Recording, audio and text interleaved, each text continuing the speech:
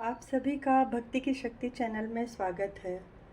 कल शिव पुराण की श्रृंखला में हमने सुना कि किस तरह भगवान शिव ने शंखचूड़ का वध किया और विष्णु जी ने तुलसी माता को छल के द्वारा उनका सील हरण किया। आज हम उसी वृत्तांत को पढ़ेंगे, किस तरह तुलसी माता विष्णु जी पे कुपित हुई और शंभु द्वारा तुलसी और शालिग्राम शिला के महात्म्य का वर्णन। यह कथा बहुत ही महत्वपूर्ण है। आप इसे एकादशी के दिन सुने, कभी भी सुने, यह कथा हमेशा ही मंगलकारी है। तो चलिए हम कथा में आगे बढ़ते हैं और सुनते हैं तुलसी वृत्तांत। व्यास जी के पूछने पे सनत कुमार जी ने कहा, मैं रणभूमि में आकाशवाणी को सुनकर जब देवेश्वर शंभु ने श्री हरि को प्रेरित किया था, तब वे तुरंत ही अपनी माया से ब्राह्मण का वेश रख के शंखचूड़ के पास गए थे और उन्होंने परमोत्कृष्ट कवच मांग लिया था। और फिर उसके बाद वह तुलसी के घर की ओर चले गए, शंखचूड़ का रूप बनाकर। वहां पहुंचकर उन्होंने तुलसी के महल के द्वार के निकट नगाड़ा बजाया और जय जयकार से सुंदरी तुलसी को अपने आगमन की सूचना दी। यह सुनकर सती साध्वी तुलसी बड़े आदर के साथ झरोखे के रास्ते राजमार्ग की ओर झांकी और अपने पति को आया हुआ जानकर वह परमानंद में निमग्न हो गए और तत्काल ब्राह्मणों को धन दान देकर मंगलाचार कराया। फिर अपना श्रृंगार किया और देवताओं का कार्य सिद्ध करने के लिए माया से शंखचूड़ के स्वरूप का धारण करने वाले भगवान विष्णु को रथ से उतार कर देवी तुलसी के भवन में गए। तुलसी ने पति रूप में आए हुए भगवान का पूजन किया, बहुत सी बातें की, उनके साथ रमण किया। तब उस साध्वी ने सुख, सामर्थ्य और आकर्षण में व्यतिक्रम देखकर सब पर विचार किया और संदेह उत्पन्न होने पर उन्होंने कहा, तू कौन है? यूं डांटती हुई बोली। तुलसी जी ने कहा, दुष्ट, मुझे शीघ्र बता कि माया द्वारा मेरा उपभोग करने वाला तू कौन है?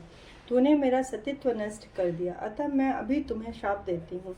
सनत कुमार जी कहते हैं, ब्राह्मण तुलसी जी का वचन सुनकर श्री हरि ने लीला पूर्वक अपनी परम मनोहर मूर्ति धारण कर ली। तब उस रूप को देखकर तुलसी जी ने लक्षणों से पहचान लिया कि साक्षात विष्णु हैं, परंतु उनका पतिव्रत्य नष्ट हो चुका था। इसलिए वह कुपित होकर विष्णु से कहने लगी, हे विष्णु, आपका मन पत्थर के सदृश कठोर है, आप में दया का लेश मात्र भी नहीं। मेरे पति धर्म के भंग हो जाने से निश्चय ही मेरे स्वामी मारे गए हैं। आप पाषाण सदृश कठोर, दया रहित और दुष्ट है, इसलिए अब आप मेरे श्राप से पाषाण के हो जाइए। सनत कुमार जी कहते हैं, इस तरह कहकर शंखचूड़ की वह सती साध्वी पत्नी तुलसी फूट फूट कर रोने लगी और शोकार्त होकर बहुत तरह से विलाप करने लगी। इतने में वहां भक्त वत्सल भगवान शंकर प्रकट हो गए और उन्होंने समझा कर कहा कि अब दुख को आप त्याग करो माँ तुलसी, मेरी बात सुनिए और श्री हरि भी स्वस्थ मन से उसे श्रवण करिए, क्योंकि आप दोनों के लिए जो सुखकारक होगा वही मैं कहूँगा।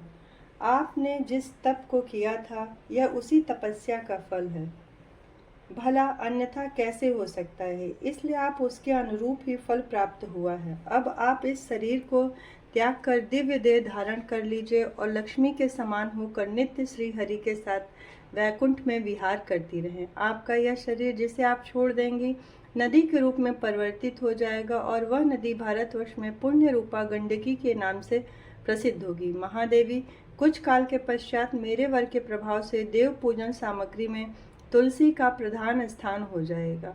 आप स्वर्ग लोक में, मृत्यु लोक में तथा पाताल में सदा हरि के निकट ही निवास करेंगी और पुष्पों में श्रेष्ठ तुलसी का वृक्ष हो जाएंगी। आप वैकुंठ में दिव्य रूप धारणी वृक्षाध्या अधिष्ठात्री देवी बनकर एकांत में श्री हरि के साथ वास करेंगी। उधर भारतवर्ष में जो नदियों के अधिष्ठात्री देवी होंगी वह परम पुण्य प्रदान करने वाली होंगी और श्री हरि के अंशभूत लवण सागर की पत्नी बनेंगी। श्री हरि भी आपके शापवश पत्थर का रूप धारण करके भारत में गंडकी नदी के जल के निकट निवास करेंगे और वहां तीखी डाढ़ों वाले करोड़ों भयंकर कीड़े उस पत्थर को काटकर उसके मध्य में चक्र का आकार बनाएंगे।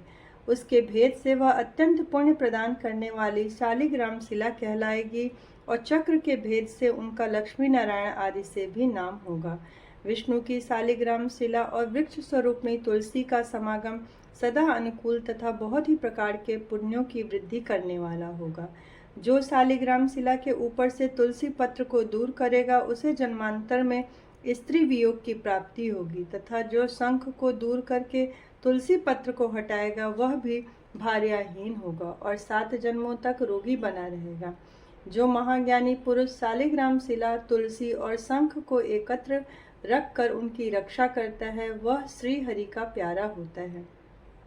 सनत कुमार जी कहते हैं, व्यास जी, इस प्रकार कहकर शंकर जी ने उस समय दायक महात्मा का पुण्यदायक तुलसी के परम पुण्यदायक महात्मा का वर्णन किया। तत्पश्चात वे श्री हरि को तथा तुलसी को आनंदित करके अंतर्ध्यान हो गए।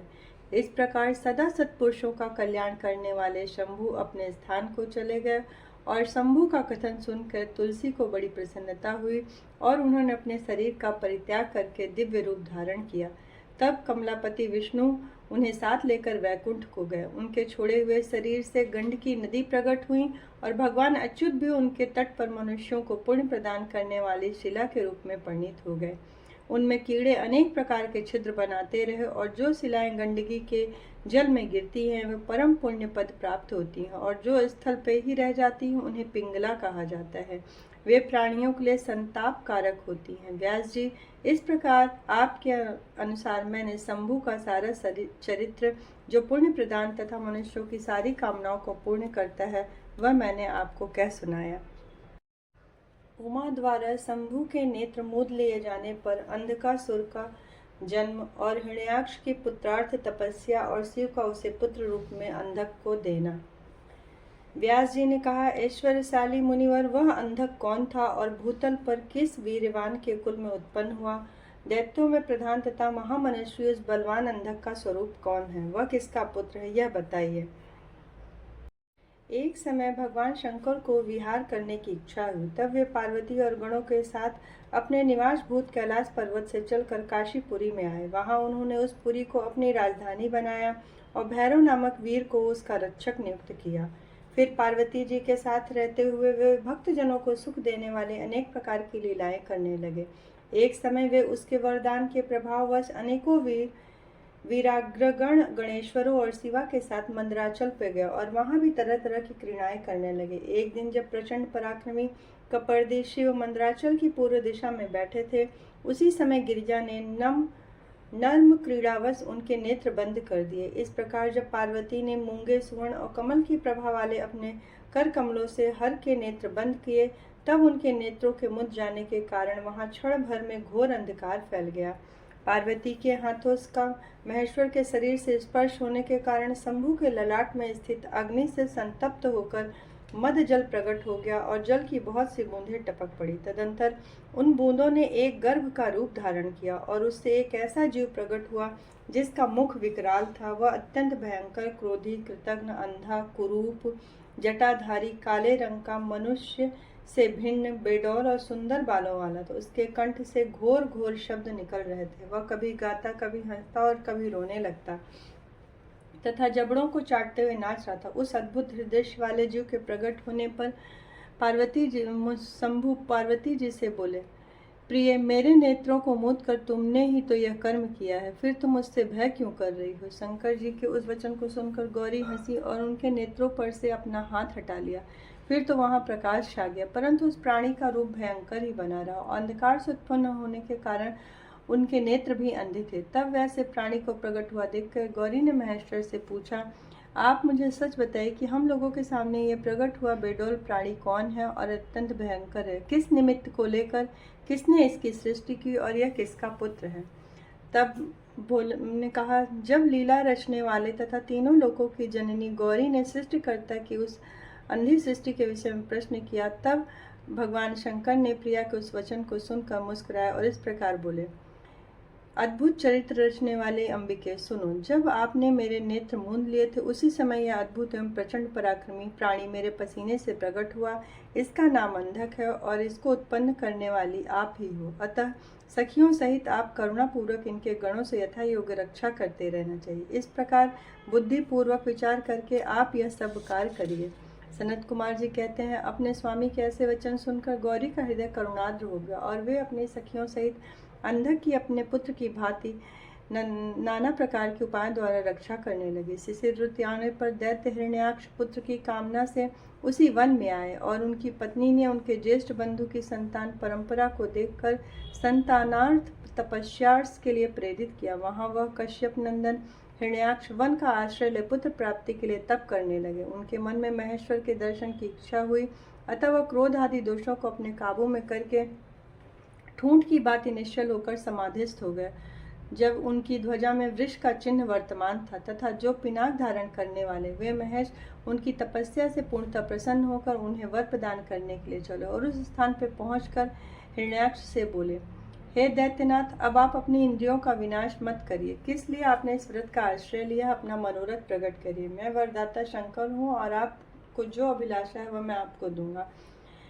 सनत कुमार जी कहते हैं, इस प्रकार महेश्वर के उस वचन को सुनकर हिरण्याक्ष परम प्रसन्न हुए और उन्होंने गिरीश के चरणों में नमस्कार करके अनेक प्रकार से उनकी स्तुति की। फिर वह अंजलि बांधकर सिर झुकाकर कहे, हे चंद्रभाल, मेरे उत्तम पराक्रम संपन्न तथा दैत्य कुल के अनुरूप कोई पुत्र नहीं है, इसलिए मैंने इस व्रत का अनुष्ठान किया है। मुझे परम बलशाली पुत्र दीजिए। सनत कुमार जी कहते हैं, मुनि, दैत्यराज के उस वचन को सुनकर कृपालु भगवान शंकर प्रसन्न हुए और उनसे बोले, हे दैत्याधिप, आपके भाग्य में मेरे वीर से उत्पन्न होने वाला पुत्र तो नहीं लिखा है, किंतु मैं आपको एक पुत्र देता हूँ जो मेरा ही पुत्र है, जिसका नाम अंधक है।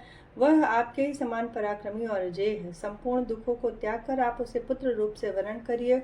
और इस सनत कुमार जी कहते हैं, उनसे यह कहकर गौरी के साथ विराजमान महात्मा शंकर त्रिपुरारी शंकर ने हिरण्याक्ष को वह पुत्र दे दिया। इस प्रकार शिव जी से पुत्र प्राप्त करके वह महामनस्वी दैत्य परम प्रसन्न हुए और अपने अनेकों स्रोतों द्वारा रुद्र की पूजा की, प्रदक्षिणा की। फिर वह अपने राज्य को चले गए। गिरीश से पुत्र प्राप्त कर लेने के बाद प्रचंड पराक्रमी दैत्य संपूर्ण देवताओं को जीतकर पृथ्वी को अपने देश रसातल में ले गए। तब देवताओं, मुनियों और सिद्धियों ने विष्णु की आराधना की। तब भगवान विष्णु सर्वात्मक यज्ञ में विकराल वाराह शरीर धारण कर थूथुन के अनेकों प्रहार से पृथ्वी को विदीर्ण करके पाताल लोक में जा घुसे।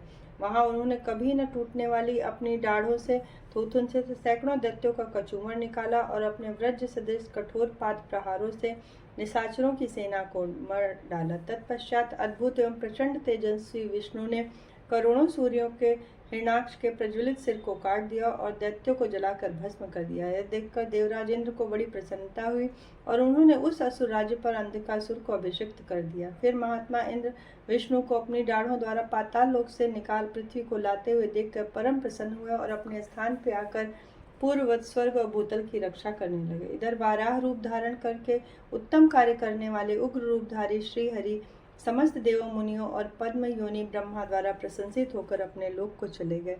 इस प्रकार वाराह रूपी धारी विष्णु द्वारा असुर राज हिरण्याक्ष के मारे जाने और देव, मुनि तथा अन्य सभी जीव सुखी हो गए। एक दिन अंधकासुर भाइयों के साथ विहार में संलग्न था। उसी समय उसके कामासक्त भाई ने कहा, अरे अंधे, अब तो राज्य से तुम्हें क्या प्रयोजन है? हिरण्याक्ष तो मूर्ख था, उसने घोर तप द्वारा आप शंकर जी को प्रसन्न करके आप जैसा कुरूप, बेडौल और नेत्रहीन को प्राप्त किया। ऐसे तुम राज्य के भागी तो हो ही नहीं सकते, क्योंकि तुम ही विचार करो, कहीं दूसरे से उत्पन्न हुआ पुत्र भी राज्य प्राप्त करता है? निश्चय इस राज्य के भागी हम ही लोग हैं। इस तरह उन लोगों की वह बात सुनकर अंधक दीन हो गया। फिर उसने स्वयं ही बुद्धिपूर्वक विचार करके बातों से अपने आप को शांत किया और रात के समय वो निर्जन वन में चला गया और हजारों वर्षों तक घोर तप किया और शरीर को सुखा डाला और अंत में उस शरीर को अग्नि में होम देना चाहता। तभी ब्रह्मा जी ने उसे वैसा करने से रोका और कहा, अब तुम वर मांगो। सारे संसार में जिस दुर्लभ वस्तु को प्राप्त करने की अभिलाषा है वह आप बताओ। तो पद्म योनि ब्रह्मा के वचन को सुनकर वह अंधकासुर ने नम्रता पूर्वक कहा, जिन निष्ठुरों ने मेरा राज्य छीना है वह सब दैत्य आदि मेरे भृत्य हो जाएं और मुझ अंधक को दिव्य चक्षु प्राप्त हो जाए। इंद्र आदि देवता मुझे कर दिया करें और देवता, दैत्य, गंधर्व सभी दैत्यों के शत्रु नारायण, सर्वमय शंकर तथा अन्य किन्हीं भी प्राणियों से मेरी मृत्यु न हो। उसके इस प्रकार कहने के वचन को सुनकर सशंकित हो तो उन्होंने बोला, ब्रह्म दैत्येंद्र, ये सारी बातें तो हो जाएं, किंतु अपने विनाश का कोई भी कारण तो स्वीकार करो, क्योंकि जगत में कोई ऐसा प्राणी नहीं है जो न आगे होगा, जो काल के गाल में न गया। फिर तुम जैसे सत्पुरुषों को तो अत्यंत लंबे जीवन का विचार त्याग ही देना चाहिए। इस प्रकार ब्रह्मा जी के अनुनय भरे वचन सुनकर फिर अंधकासुर ने कहा, आप 3 कालों में तो जो उत्तम, मध्यम और नीच नारियां होती हैं, उन्हीं नारियों में कोई रत्नभूता नारी मेरी भी जननी होगी। वह मनुष्य लोक के लिए दुर्लभ तथा शरीर, मन और वचन में भी अगम्य है। इसमें राक्षस भाव के कारण जब मेरी काम भावना उत्पन्न हो जाए तभी मेरा नाश हो। उनकी बात सुनकर स्वयंभू भगवान ब्रह्मा को महान आश्चर्य हुआ। वे शंकर जी के चरण कमलों का स्मरण करके शंभु जी की आज्ञा पाकर अंधकासुर से बोले, हे दैत्यवर, जो कुछ चाहते हुए सभी सकाम वचन पूर्ण होंगे। अब तुम उठो और अपना अभिष्ट प्राप्त करो और सदा वीरों के साथ युद्ध करते रहो। मुनीश हिरण्याक्ष पुत्र अंधक के शरीर में नसें और हड्डियां भी शेष ही रह गई थी। वह ब्रह्मा के ऐसे वचन को शीघ्र ही उन लोकेश्वर के चरणों में लौट गए और इस प्रकार बोले, जब मेरे शरीर में नसें और हड्डियां मात्र ही शेष, तब भला इस देह से शत्रु सेना में प्रवेश करके मैं युद्ध कैसे करूंगा। अब आप अपने पवित्र हाथों से मेरा स्पर्श करके शरीर को तंदुरुस्त बना दीजिए। तब अंधक की प्रार्थना सुनकर ब्रह्मा जी ने अपने हाथ से उनके शरीर का स्पर्श किया और वह भली भांति पूजित हो देवता के अपने धाम को चले गए। ब्रह्मा के स्पर्श करते ही दैत्यराज का शरीर पूरा सबल हो गया और उसमें बल का संचार हो गया और उसे नेत्र भी मिल गए, सुंदर दिखने लगा। अब प्रसन्नता पूर्वक अपने नगर में गया और वहां प्रहलाद आदि श्रेष्ठ दानवों को जब उन्हें वरदान प्राप्त करके आया हो जन, तब वे सारे राज्यों से समर्पित करके उनके वंश वृत्ति भृत्य हो गए। तदंतर अंधक सेना और भृत्य वर्ग को साथ ले स्वर्ग को जीतने के लिए गया। वहां संग्राम में समस्त देवताओं को पराजित करके व्रजधारी इंद्र को अपना करदाता बना लिया। उसने यत्र तत्र बहुत सी लड़ाइयाँ लग के नागों, सुपर्णों, राक्षसों, गंधर्वों सभी को जीत लिया। यहाँ तक कि उसने चराचर त्रिलोकी को अपने वश में कर लिया। तदंतर वह रसातल में, भूतल पे तथा स्वर्ग में जितनी सुंदर रूप वाली नारियां थीं, उनमें से हजारों को तथा अत्यंत दर्शनीय तथा अपने अनुकूल थीं, साथ लेकर विभिन्न पर्वतों तथा नदियों के रमणीय तटों पर विहार करने लगा। दैत्यराज अंधक सदा दुष्टों का ही संग करता था। उसकी बुद्धि मद से अंधी हो गई थी, जिसने उस मूढ़ को इसका कुछ भी ज्ञान नहीं रह गया था। परलोक में आत्मा को सुख देने वाला कोई कर्म करना चाहिए, इस प्रकार वह कुछ सोचता ही नहीं था। दैत्य उन्मत्त हो अपने सारे प्रधान पुत्रों को कुतर्कवाद से पराजित करके दैत्यों सहित संपूर्ण वैदिक धर्मों का विनाश करता हुआ चढ़ने लगा। वह धन के मत से अभिभूत था और ब्राह्मण और गुरु आदि किसी की भी नहीं सुनता था। उस दैत्य के 3 मंत्री थे, दुर्योधन, वैदस और हस्ती। एक समय उन तीनों ने पर्वत के किसी रमणीय स्थान पर परम रूपवती नारी को देखा। उसे देखकर वे शीघ्रगामी दैत्य हर्षमग्न हो गए और महादैत्यपति अंधक के पास जाकर बड़े प्रेम से उन देखी हुई घटना का वर्णन किया और कहा, यहाँ एक गुफा के भीतर हमने एक मुनि को देखा है। ध्यानस्थ होने के कारण उनके नेत्र बंद हैं। वह बड़ा ही रूपवान है। उनके मस्तक पर अर्धचंद्र की कला अपनी छटा बिखेर रही है और कमर में गजेंद्र की खाल बंधी हुई है। बड़े बड़े नाग उनके सारे शरीर में लिपटे हैं। खोपड़ियों की माला है और जटाधारी आभूषण है। उनके हाथ में त्रिशूल है, बाण तूड़ी भी धारण की। उनका अक्ष सूत्र स्पष्ट दिख रहा है।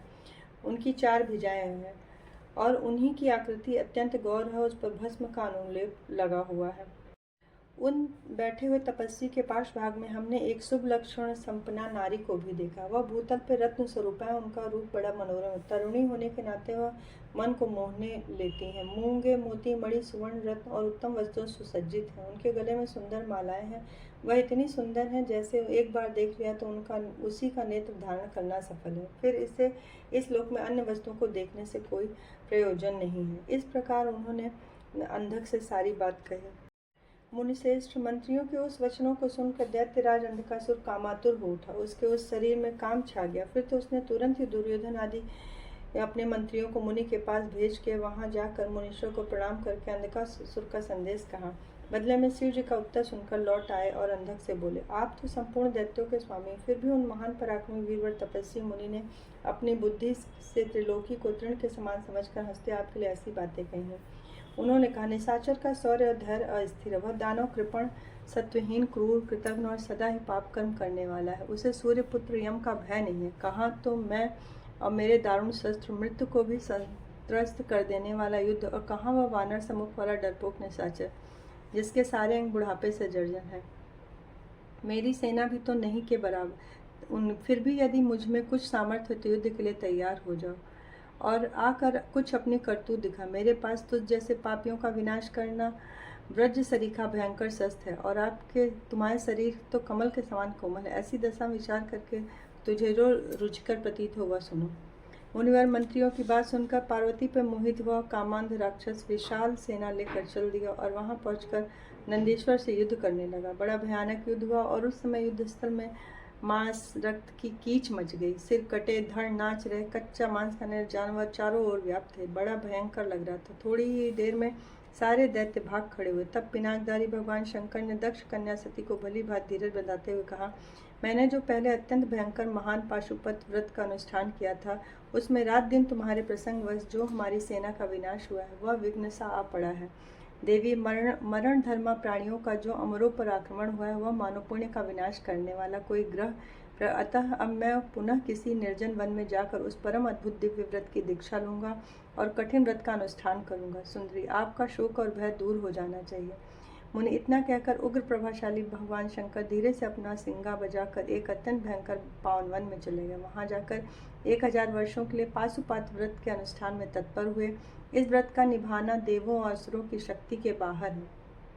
इधर शील गुण से संपन्न प्रतिव्रता देवी पार्वती मंदराचल पे ही रहकर शिव जी के आगमन की प्रतीक्षा करती रही। पुत्र स्थानीय वीरगण उनकी सुरक्षा में तत्पर थे। उनके गुहा के भीतर अकेले रहने के कारण वे सदा भयभीत रहती थी। उन्हें बड़ा दुख होता था। इसी बीच वरदान के प्रभाव से वह दैत्य अंधक, जिसका धैर्य कामदेव के बाणों से छिन्न भिन्न हो गया था, अपने मुख्य योद्धाओं के साथ पुनः उस गुफा पर आया और सैनिकों सहित उसने वीरगण के साथ अद्भुत युद्ध किया।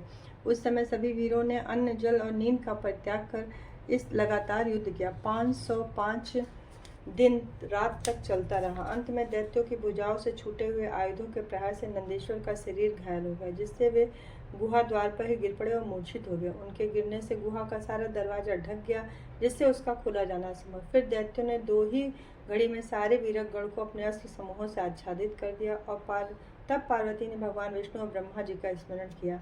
स्मरण करते ही ब्राह्मणी, नारायणी सारी देवियां आ गईं। अपने अपने वाहनों पर सवार होकर पार्वती के पास आ पहुंचे।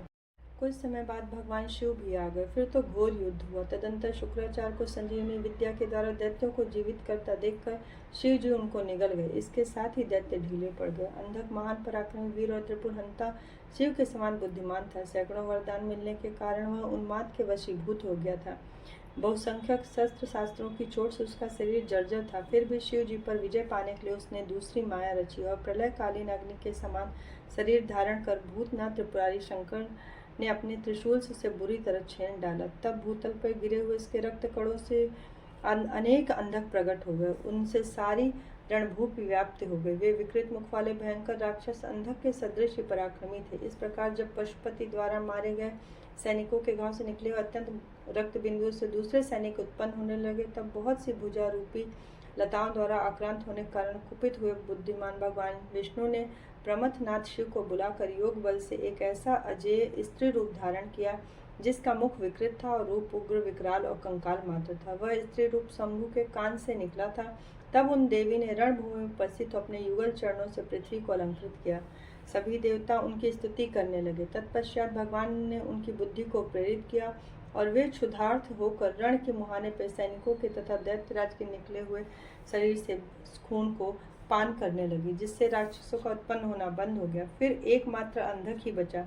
उनके शरीर रक्त सूख गया, तथापि वह अपने कुलोचित सनातन छात्र धर्म का स्मरण करके अविनाशी भगवान शंकर के साथ भयंकर युद्ध करने लगा। तब भगवान शंकर ने रणभूमि में उसका हृदय विदीर्ण कर उसे शांत कर दिया। फिर त्रिशूल भोगकर उसे स्थाणु के समान ऊपर को उठा दिया। उसका जर्जर शरीर नीचे को लटक रहा था। सूर्य की किरणों ने उसे सुखा दिया। पवन के झोंकों से युक्त मेघों ने मूसलाधार जल बरसा के उसे गीला। हिमखंड के समान शीतल चंद्रमा की किरणों ने उसे विशीर्ण कर दिया। फिर भी उस दैत्यराज ने अपने प्राणों का परित्याग नहीं किया। उसे विशेष रूप से शिव जी का स्तवन किया। तब करुणा के अगाध सागर शंभु प्रसन्न हुए। उन्होंने प्रेम पूर्वक गणाध्यक्ष का पद प्रदान कर दिया उसे। तत्पश्चात युद्ध के समाप्त होने पर लोकपालों द्वारा नाना प्रकार के सार गर्भित स्त्रोतों द्वारा शिव जी की अर्चना की और हर्षित हुए ब्रह्मा विष्णु ने देवों ने गर्दन झुकाकर उत्तम उत्तम स्तुतियों द्वारा भगवान शिव का स्तवन किया। फिर जय जयकार करते हुए सब आनंद मनाने लगे और अपने अपने स्थान को चले गए। भगवान शिव के 108 नाम, जिसका ध्यान त्रिशूल पर लटका हुआ भगवान शिव का ध्यान करता हुआ अंधक ने इन 108 नामों का जप किया। देवताओं में महान विरूपाक्ष, विकराल नेत्र वाले, चंद्रार्ध कृत शिखर, मस्तक पर अर्धचंद्र धारण करने वाले, अमृत स्वरूप, शाश्वत सनातन, स्थायु समाधिस्थ होने पर ठूठ के समान स्थिर, नीलकंठ, गले में चिन्ह धारण करने वाले, पिनाकी, पिनाक नामक धनुष धारण करने वाले, वृषभाक्ष, वृषभ के नेत्र सरीखे विशाल नेत्रों वाले, महाज्ञेय, महान रूप से जानने योग्य पुरुष, अंतर्यामी, सर्व कामद, संपूर्ण कामनाओं को पूर्ण करने वाले, कामारी, कामदेव के शत्रु, काम दहन करने वाले, कामदेव को दग्ध करने वाले, काम रूप, इच्छा अनुसार रूप धारण करने वाले, कपर्दी, विशाल जटाओं वाले, विरूप, विकराल रूपधारी, गिरीश, गिरिवर कैलाश पर शयन करने वाले, भीम, भयंकर रूप वाले, श्रिक्की, बड़े बड़े जबड़ों वाले, रक्तवासा, लाल वस्त्रधारी, योगी, योग के गाता, काल दहन, काल को भस्म करने वाले, त्रिपुरग्न, त्रिपुरों के संहार करता, कपाली, कपाल धारण करने वाले, गुण व्रत, जिनका व्रत प्रकट नहीं होता, गुप्त मंत्र, गोपनीय मंत्रों वाले, गंभीर स्वभाव वाले, भाव गोचर, भक्तों की भावना के अनुसार प्रकट होने वाले, अणिमादि गुणाधार, अणिमा आदि सिद्धियों का अधिष्ठान, त्रिलोकेश्वर दायक, त्रिलोकी का ऐश्वर्य प्रदान करने वाले, वीर बलशाली, वीर हंता, शत्रुओं को मारने वाले, घोर दुष्टों के लिए भयंकर विकट रूप धारण करने वाले, मांसल, मोटे ताजे शरीर वाले, पटु, निपुण, महामानसात, श्रेष्ठ फल का गूदा खाने वाले, उन्मत्त मत वाले, भैरव, काल भैरव स्वरूप, महेश्वर, महेश्वरों में भी श्रेष्ठ, त्रैलोक के द्रावण, त्रिलोकी का विनाश करने वाले, लुब्ध, स्वजनों के लोभी, लुब्धक, महाव्याध स्वरूप, यज्ञ सूदन, यज्ञ दक्ष यज्ञ के विनाशक, कृतिका सुत युक्त, कृतिकाओं के पुत्र, स्वामी कार्तिकेय से युक्त, उन्मत्त सा वेश धारण करने वाले, कृतिवासा, गजासुर के चमड़े को वस्त्र रूप में धारण करने वाले, गजकृत परिधान, हाथी का चर्म लपेटने वाले, क्षुब्ध, भक्तों का कष्ट देखकर क्षुब्ध हो जाने वाले, भुजग भूषण, सर्पों का भूषण रूप में धारण करने वाले, दतालंब, भक्तों के अवलंब दाता, वेताल, वेताल स्वरूप, घोर, शाकनी पूजित, शाकनियों द्वारा समाराधित, अघोर, अघोर पथ के प्रवर्तक, घोर दैत्यज्ञ, भयंकर दैत्यों के संहारक, घोर घोष, भीषण शब्द करने वाले, वनस्पति, वनस्पति स्वरूप, भस्मांग, शरीर में भस्म रमाने वाले, जटिल जटाधारी, शुद्ध परम पावन, भेरुदंड सत सेवित, सैकड़ों भेरुदंड नामक पक्षियों द्वारा सेवित, भूतेश्वर, भूतों के अधिपति, भूतनाथ, भूत गणों के स्वामी, पंचभूताश्रित, पंचभूतों के आश्रय देने वाले, खग, गगन बिहारी, क्रोधित, क्रोध युक्त, निष्ठुर, दुष्टों को कठोर व्यवहार करने वाले, चंड, प्रचंड पराक्रमी, चंडीश, चंडी के प्राणनाथ, चंडिका प्रिय, चंडिका के प्रियतम, चंड तुंड, अत्यंत कुपित मुख वाले, गरुत्मान, गरुण स्वरूप, निश्चित, खड्ग स्वरूप, शव भोजन, शव का भोग लगाने वाले, लेलिहान, क्रुद्ध होने पर महारौद्र, अत्यंत भयंकर, मृत्यु स्वरूप, मृत्यु और गोचर, मृत्यु की भी पहुंच से परे, मृत्यु के भी काल, महासेन, विशाल सेना वाले, कार्तिकेय स्वरूप, शमशान रण्यवासी, शमशान और रण्य में निवास करने वाले, राग प्रेम स्वरूप, विराग, आसक्ति रहित, रागांध, प्रेम में मस्त रहने वाले, वीतराग, वैरागी, सतार्ची, तेज की असंख्य चिंगारियों से युक्त, सत्व, सतगुण, रजोगुण स्वरूप, तम गुण स्वरूप, धर्म स्वरूप, अधर्म रूप, वासवानुज, इंद्र के छोटे भाई, उपेंद्र स्वरूप, सत्य रूप, असत्य सत्य से भी परे, सद्रूप, उत्तम रूप वाले, असद्रूप, विभत्स रूप वाले, अहेतुक, हेतु रहित, अर्धनारीश्वर, आधा पुरुष और आधा स्त्री का रूप धारण करने वाले, भानु, सूर्य रूप, भानु कोटि सतप्रभ, कोटि सत सूर्यों के समान प्रभाशाली, यज्ञ स्वरूप, यज्ञपति, यज्ञेश्वर, रुद्र, संहार करता, ईशान, ईश्वर, वरद, वरदाता, शिव, कल्याण स्वरूप, परमात्मा शिव के इन 108 मूर्तियों का ध्यान करने से वह दानव अंधक उस महान भय से मुक्त हो गया और उस समय प्रसन्न हुए जटाधारी शंकर से उसे मुक्त करके त्रिशूल के अग्रभाग से उतारकर दिव्य अमृत की वर्षा से अभिषिक्त कर दिया। तत्पश्चात परमात्मा महेश्वर ने उस सब का सांत्वना पूर्वक वर्णन करते महादैत्य अंधक से बोले, हे अंधक, मैं तेरे इंद्रिय निग्रह, नियम, शौर्य और धैर्य से प्रसन्न हुआ हूँ, अतः अब तू कोई वर मांग। दैत्यों के राजाधिराज, निरंतर मेरी तुमने आराधना की है, तुम्हारा सारा कलमश धुल गया और अब तुम वर पाने के योग्य हो, इसलिए मैं तुम्हें वर देने के लिए आया हूँ। क्योंकि 3000 वर्षों तक तुमने बिना खाए पिए प्राण धारण किए रहने से जो तुमने पुण्य कमाया है उसके फलस्वरूप तुम्हें सुख की प्राप्ति होनी चाहिए।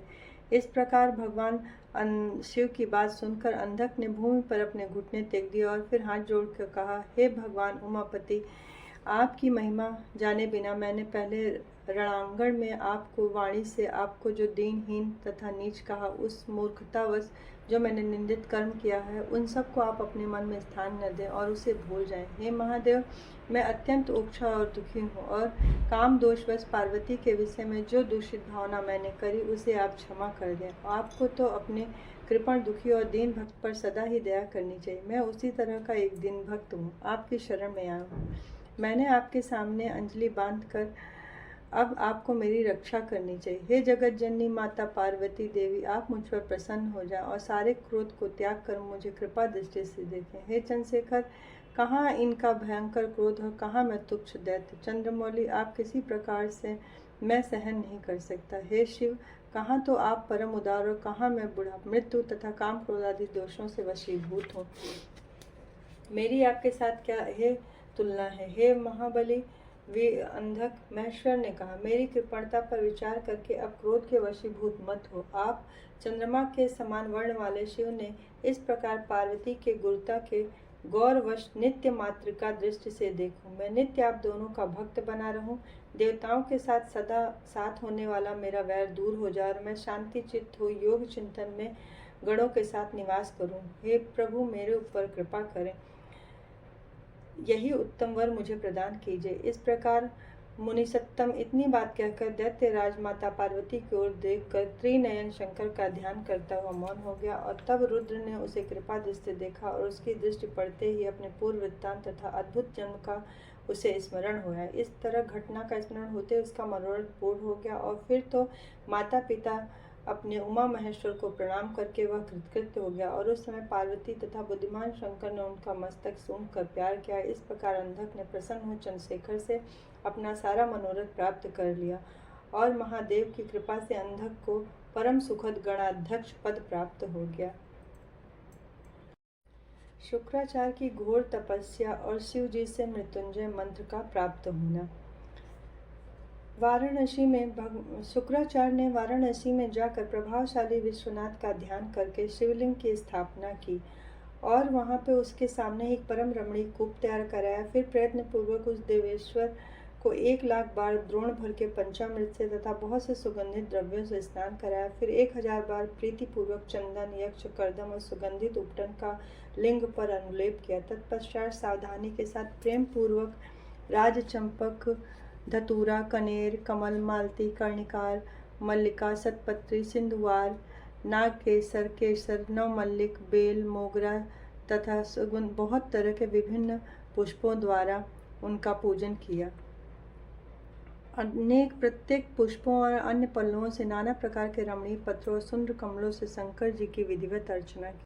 शिवलिंग के आगे नृत्य करते हुए शिव सहस्त्र नाम और अन्य स्तोत्रों का गान करके शंकर जी का स्तवन किया। 5000 वर्षों तक नाना प्रकार के विधि विधान से महेश्वर का पूजन किया, परंतु तब भी उन्हें वर देने के लिए उद्यत होते नहीं देखकर उन्होंने दूसरे घोर नियम का आश्रम लिया। उस समय शुक्र ने इंद्रियों सहित मन के अत्यंत चंचलता रूपी महान दोष को भावना रूपी जल से प्रक्षालित किया और इस प्रकार चित्त रत्न को निर्मल करके पिनाकधारी शिव को अर्पण कर दिया और स्वयं धूमकण का पान करते हुए तप करने लगे। इस प्रकार 1 सहस्त्र वर्ष और बीत गए। तब भृगुनंदन शुक्र को दृढ़चित्त से तपस्या करते हुए देखकर महेश्वर उन पर प्रसन्न हुए। फिर तो दक्ष कन्या पार्वती के स्वामी साक्षात भगवान शंकर ने सहस्त्र सूर्यों से भी बढ़ के थी उस लिंग से निकलकर शुक्र से बोले, महाभाग भृगुनंदन, आपने की तपस्या की निधि हो, आपने जो इस अविच्छिन्न तप से मुझे प्रसन्न किया है। हे भार्गव, आप अपना सारा मनोवांछित वर मांगे, मैं प्रीतिपूर्वक आपको वर दूंगा। सनत कुमार जी कहते हैं, शंभु के इस प्रकार कहने पर सुनकर शुक्राचार्य प्रसन्न हुए और आनंद समुद्र में निमग्न होकर उन्होंने शुक्र का शरीर परमानंद जनित रोमांच के कारण पुलकमायन हो गया। तब उन्होंने शंभु के चरणों में प्रणाम करके विनती की। उन्होंने जयकारा करते हुए अष्टमूर्तिधारी वरदायक शिव की स्तुति की और सूर्य स्वरूप भगवान आप त्रिलोकी का हित करने वाले आकाश में प्रकाशित होते हैं और अपनी इन किरणों से समस्त अंधकार को दूर करते हैं। इस प्रकार शुक्राचार्य ने अष्टमूर्त्यष्टक स्त्रोत द्वारा शिव जी का विभिन्न प्रकार से स्तवन किया। भूमि पे मस्तक रख के उन्हें बार बार प्रणाम किया। तब शिव जी के चरणों में पड़े हुए उन द्विजों को अपनी दोनों भुजाओं से भगवान शंकर ने उठा लिया और परम प्रेम पूर्वक गंभीर और मधुर वाणी में कहा, आप मेरे पावन भक्त हो। आपने इस उग्र तप से, उत्तम आचरण से, लिंग स्थापन से, पुण्य से, लिंग की आराधना से करने से, चित्त का उपहार प्रदान करने से, पवित्र अटल भाव से, महाक्षेत्र काशी में आचरण करने से मैं आपको पुत्र रूप में देखता हूँ। अतः आपके लिए कुछ भी अदेय नहीं। मैं अपने इस शरीर से, आप मेरे इस शरीर से उदर दरी में प्रवेश करेंगे और मेरे श्रेष्ठ इंद्रिय मार्ग से निकलकर पुत्र रूप में जन्म ग्रहण करेंगे। महासचिव, मेरे पास जो मृत संजीवनी नाम की निर्मल विद्या है, जिसका मैंने महान तपोबल से निर्माण किया है, उस महामंत्र रूपा विद्या को आज मैं आपको प्रदान करूंगा, क्योंकि आप पवित्र तप की निधि हो और उस विद्या को धारण करने की योग्यता आप ही के पास है। जिसके उद्देश्य से विद्येश्वर की श्रेष्ठ विद्या का प्रयोग करोगे वह निश्चय ही जीवित हो जाएगा। यह सर्वथा सत्य है। तुम आकाश में अत्यंत दीप्तमान तारा रूप से स्थित हो जाओगे। अब तुम्हारा तेज सूर्य अग्नि से भी तेज का अतिक्रमण कर जाएगा। ग्रहों में प्रधान माने जाओगे। स्त्री और पुरुष आपके सम्मुख होने पर यात्रा करेंगे। उनका सारा कार्य सिद्ध पड़ने, आपकी दृष्टि पड़ने से नष्ट हो जाएगा। शुभव्रत, आपके उदय होने से जगत में मनुष्यों के विवाह आदि समस्त धर्म कार्य सफल होंगे। आपके तिथियां, आपके संयोग से प्रतिपदा, षष्ठी, एकादशी आदि तिथियां आपके संयोग से शुभ हो जाएंगी और आपके भक्त वीर संपन्न होंगे। आपके द्वारा स्थापित किया हुआ शिवलिंग सुक्रेश के नाम से विख्यात होगा। जो मनुष्य इस लिंग की अर्चना करेगा उसे सिद्धि प्राप्त होगी। और जो लोग वर्ष पर्यंत नक्त व्रत परायण होकर शुक्रवार के दिन शुक्रकूप के जल से सारी क्रियाएं संपन्न करके शुक्रेश की अर्चना करेंगे, उन्हें जिस फल की प्राप्ति होगी वह मुझसे श्रवण करो। उन मनुष्यों में वीर की अधिकता होगी, उनका वीर कभी निष्फल नहीं। पुरुषवान तथा पुरुषत्व के सौभाग्य से संपन्न होंगे, इसमें तनिक भी संदेह नहीं। सभी मनुष्य बहुत सी विद्याओं के ज्ञाता और सुख के भागी होंगे। ये वरदान देकर महादेव उसी लिंग में समा गए। तब भृगुनंदन शुक्राचार्य ने प्रसन्न मन से अपने धाम को चले गए और शुक्राचार्य को जिस प्रकार अपने तपोबल से मृत्युंजय नामक विद्या की प्राप्ति हुई वह भी मैंने आपको बता दिया। अब बाणासुर की तपस्या और उसे शिव द्वारा वर प्राप्ति, शिव गणों और पुत्रों सहित उसके नगर में निवास करना, बाण पुत्री उषा का रात के समय स्वप्न में अनिरुद्ध के साथ मिलना,